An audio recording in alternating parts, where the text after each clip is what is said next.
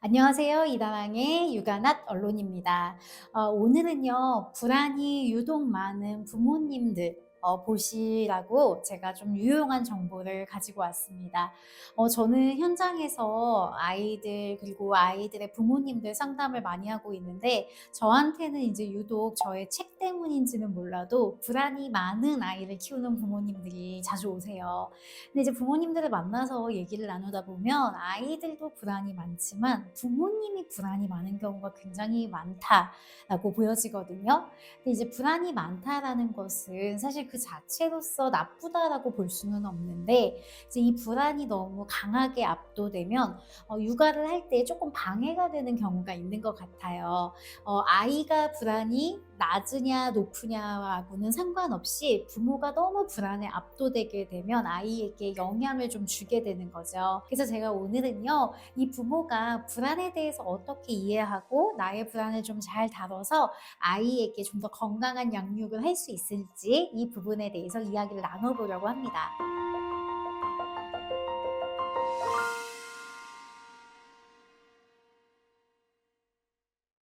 왜 요즘 이렇게 불안이 많은 부모들이 많을까라고 했을 때, 물론 불안이라는 것 자체가 이제 기질적으로 조금 더 위험 회피적인 성향이 높거나 그러는 분들도 있고, 또 여러 가지 환경적인 요인들도 있는 것 같아요. 특히 요즘 같은 때에는 육아 정보도 너무 많고, SNS를 통해서 이제 실시간으로 비교가 되는 여러 가지 상황들도 좀 많이 발생하고요. 특히 예전에는 전문가들만 닿을 수 있었던 어떤 지식에 이제 좀 더 쉽게 닿으면서 너무나도 이제 부모님들이 아이의 행동을 보면서 쉽게 진단명을 가져와서 이제 걱정을 하시는 경우가 많은 거죠. '우리 아이 ADHD 아닐까? 우리 아이 불안장애 아닐까?' 이제 이런 식의 생각들을 확장시켜 나가는데 정보가 한몫을 하게 되는 거예요.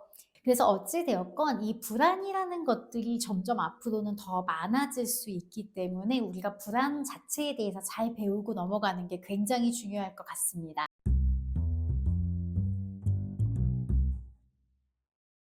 불안을 가져오는 요인에 대해서 얘기하면서 제가 기질적인 부분을 앞서 얘기했는데 또 한 가지 우리가 반드시 알고 넘어가야 하는 부분이 바로 불안과 관련된 뇌의 영역이에요. 이 부분을 잘 이해하기 위해서 어떤 책을 좀 소개해 드리면 좋을까 하고 제가 막 역으로 뒤지다가 요 책을 발견했습니다. 개인적으로 제가 공부하면서 비교적 쉽게 읽었던 책이기도 하고요. 불안과 관련된 여러 가지 뇌과학적인 부분에 대해서 자세하게 알려주는 책입니다. 여러분의 불안이 뇌의 어느 부분에서 나타나는 것인지 핵심적인 부분만 좀 살펴보려고 합니다. 우리 뇌에서는요, 불안을 가져오는 영역이 크게 두 가지가 있습니다. 한 부분은 생각하는 뇌 영역이고요. 또 한 부분은 느끼는 뇌의 영역이에요. 생각하는 뇌와 관련된 부분은 우리가 피질 불안이라고 이야기를 많이 합니다. 그래서 우리가 주로 요 앞에 전두엽과 관련된 부분을 우리가 생각하는 뇌이고 피질 불안이다라고 이야기를 하는데요. 우리가 흔히 피질이라고 얘기하는 건 여러분이 뇌 같은 것을 사진 검색해 보시면 나타나는 이렇게 회색의 막 이렇게 울퉁불퉁한 그런 부분이 있죠. 우리가 그걸 피질이라고 하고요. 이 안에는 다양한 엽과 구성 요소들이 있는데 그중에서 우리가 조금 주목해야 되는 부분이 바로 전두엽이에요. 그래서 요 전두엽이라는 부분은 이제 청소년기가 되면서 본격적으로 발달하는 부분인데 이 영역을 통해서 우리가 뭔가를 계획하고 지각하고 조절하고 이러한 기능들을 할 수 있게 되는 거거든요. 그런데 사실은 불안이라는 요인이 이 부분에서 만들어지기도 합니다. 우리가 외부의 어떤 자극들을 감각적으로 받아들였을 때 이게 어떤 것인가 생각하고 판단하는 과정에서 불안이 만들어지게 되는 거죠. 즉, 이게 뭐지? 하고 예측하거나 해석하는 과정에서 이 생각하는 뇌가 불안을 만들어낸다라고 보실 수가 있습니다. 그래서 우리가 이 불안이라는 부분들이 이 생각하는 뇌에서 나타날 때 흔히 보이는 것 중에 하나가 강박적인 생각이에요. 했던 생각을 또 하고 또 하고 또 하면서 계속 걱정 근심을 쌓아 올린다라든가 눈에 보이지 않는 것에 대해서 아직 일어나지도 않은 일에 대해서 미리 예측하면서 고민하는 부분 이런 영역들이 다 생각하는 뇌와 관련된 불안이라고 보실 수가 있습니다.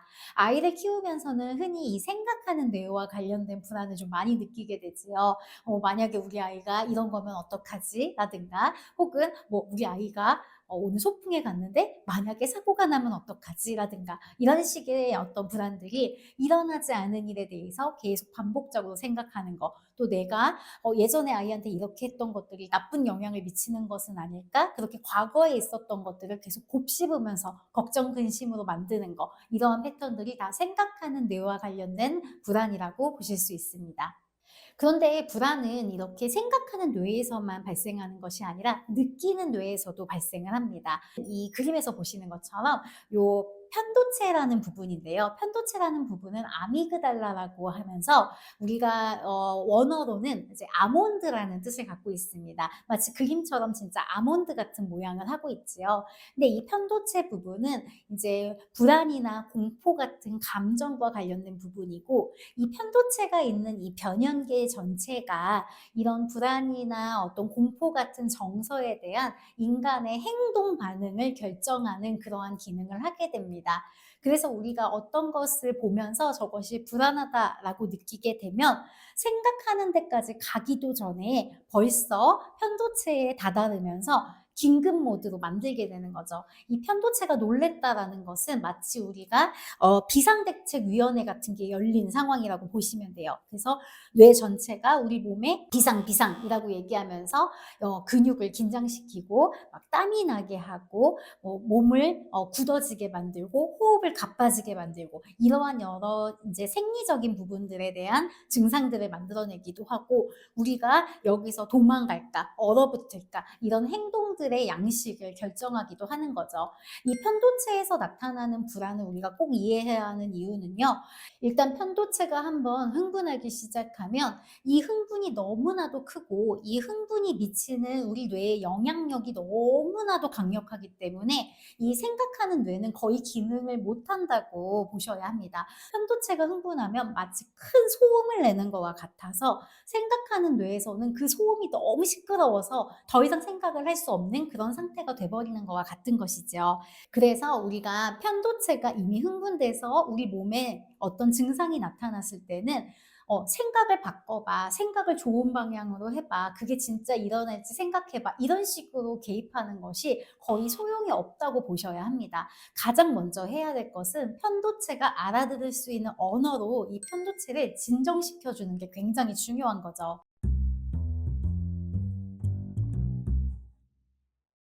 자, 그러면 우리는 불안을 만드는 생각하는 뇌와 느끼는 뇌 두 가지에 대해서 배웠는데요.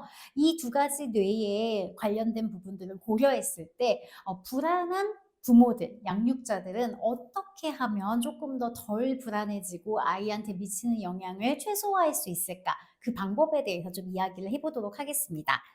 먼저 첫 번째는요. 막 너무 불안이 계속될 때는 불안한 것들을 쭉 적어 보시는 것을 권합니다.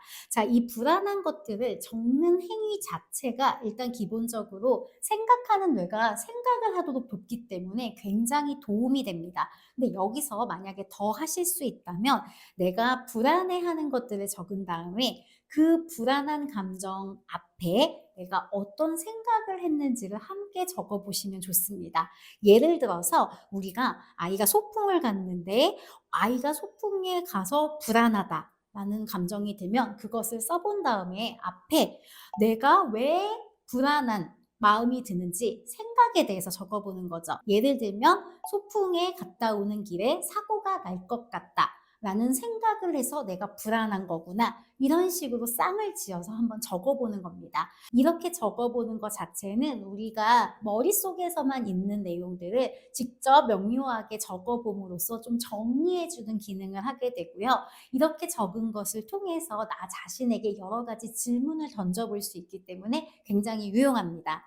자, 두 번째는 이렇게 적었다면 이 적은 내용에 대해서 우리 자신한테 두 가지의 질문을 하면 좋습니다. 첫 번째 질문은 그 생각은 정말 합당한 생각인가? 진짜인가? 이것이고요.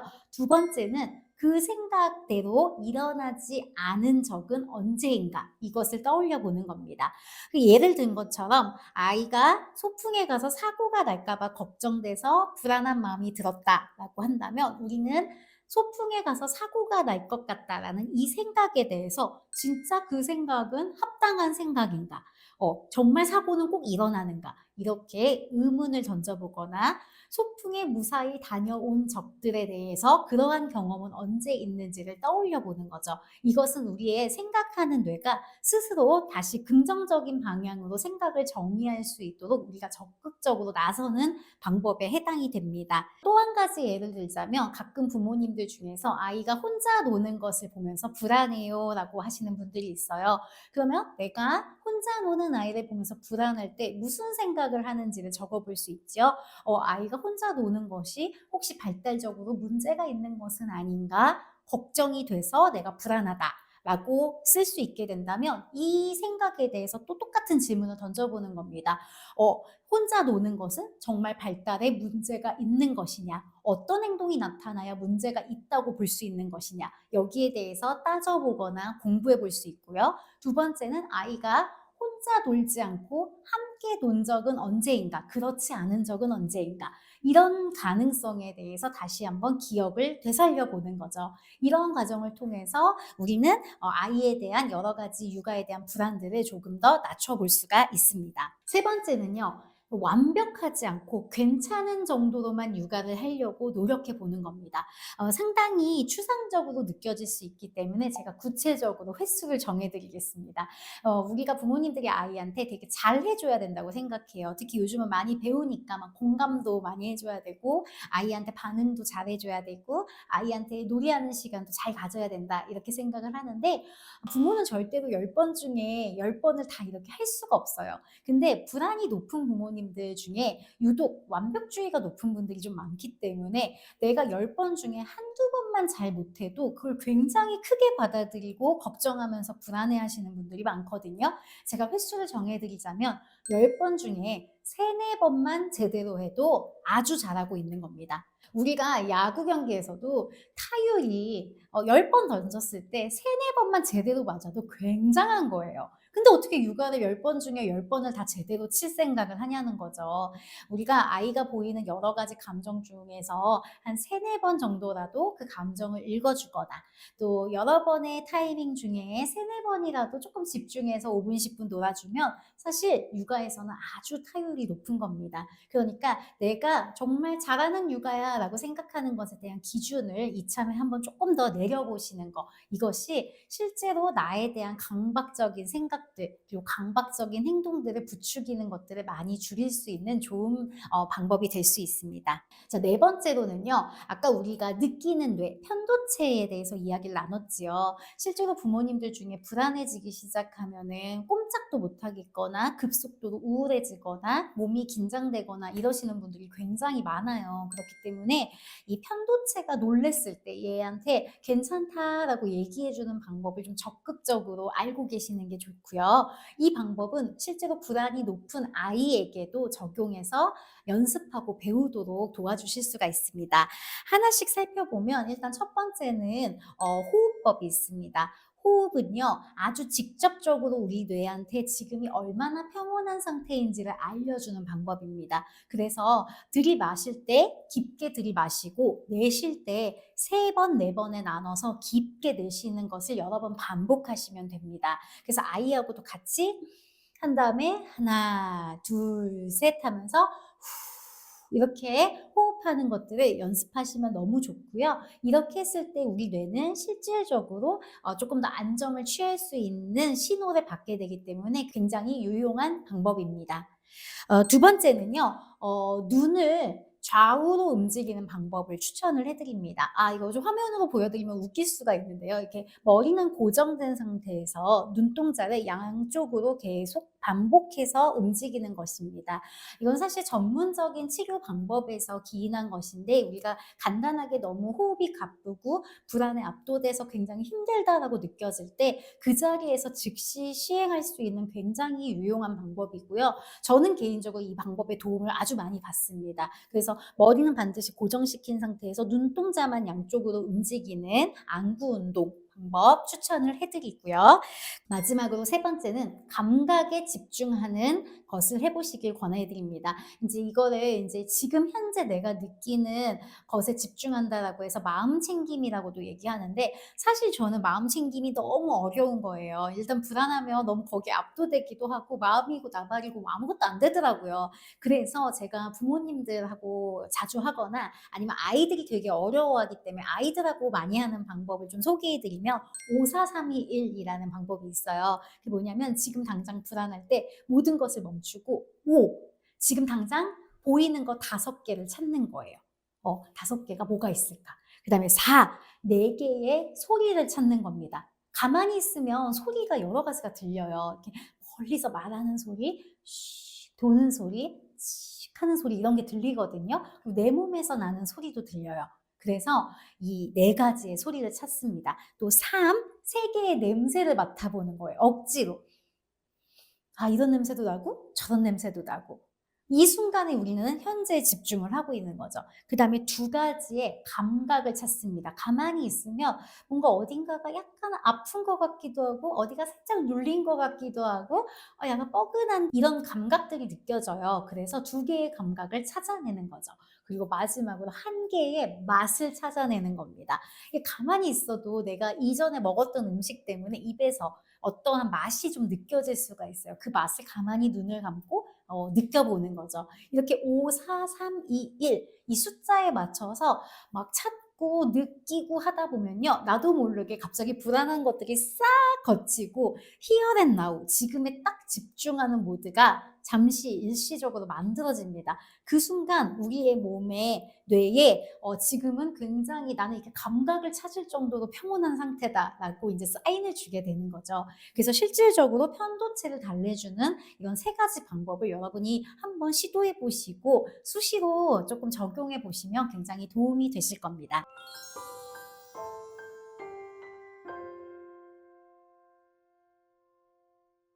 양육자로서 어떻게 하면 불안과 잘 살아갈 수 있는지 이런 방법들을 좀 나눠봤는데 제가 마지막으로 마무리하면서 굉장히 강조하고 싶은 게 있어요. 우리 육아인들, 특히 불안이 많은 육아인들이 반드시 해야 되는 것 중에 하나가 바로 운동입니다. 그래서 운동, 특히 근력 운동, 힘 바짝 쓰는 거 너무 중요해요. 왜 그러냐면 불안이 높다라는 건 편도체에서 많은 호르몬들, 변연계 쪽에서 호르몬을 분비하기 때문에 전쟁 모드 여서 굉장히 많은 에너지가 잔뜩 모여 있고 축적되어 있는 상태라고 보시면 됩니다. 우리가 운동을 하면서 힘을 써줘야지 얘네들이 풀려요. 그래서 운동을 해야 사실은 스트레스도 감소되고 우울과 불안도 조금 더 감소된다는 것이 바로 이러한 원리에서 나오는 것입니다. 게다가 우리 그런 얘기 많이 듣잖아요. 그 다정함은 여유는 건강한 신체와 근력에서 나온다. 그래서 여러분들 여러 가지 이유를 다 고려해 봤을 때 반드시 오늘부터라도 플랭크라도 하든지 스쿼트라도 하든지 반드시 운동을 시작하셔야 된다는 점 강조드리면서 여러분에게 불안에 대한 정보 드리는 거 마무리해 보려고 합니다. 여러분 불안은요 압도되지 않으면 우리에게 굉장히 유용한 감정입니다. 또 우리가 불안하다고 해서 무조건 아이에게 나쁜 영향만 주는 것도 절대로 아닙니다. 여러분 불안과 함께 잘 살아가시면서 오히려 아이에게 불안과 어떻게 잘 살아갈 수 있는지 다양한 방법을 알려줄 수 있는 그런 부모로서 성장해 나가시길 바라겠습니다. 저는 다음 영상에서 또 찾아올게요. 여러분 고맙습니다.